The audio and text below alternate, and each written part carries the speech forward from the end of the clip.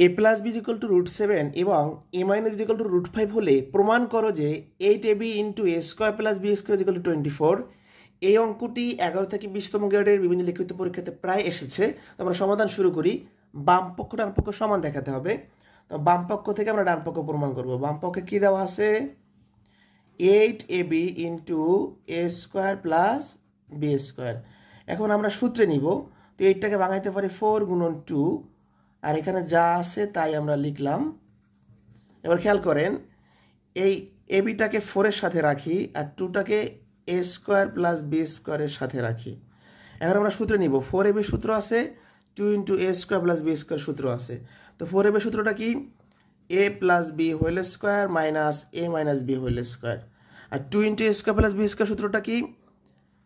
A plus B whole square plus A minus B whole square. এবার just মান বসাবো। এ plus বির মান কত দেওয়া আছে?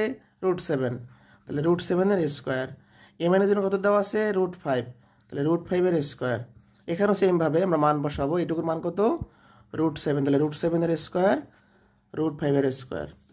এখন এই রুট স্কোয়ার কাটা যায় থাকে 7, এখানে কাটা যায় থাকে 5, 7, 5।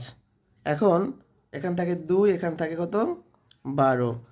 2 আর 12 গুণ করলে কত হচ্ছে? 24। তাহলে ডান পক্ষে সমান হয়ে গেল, প্রমাণিত।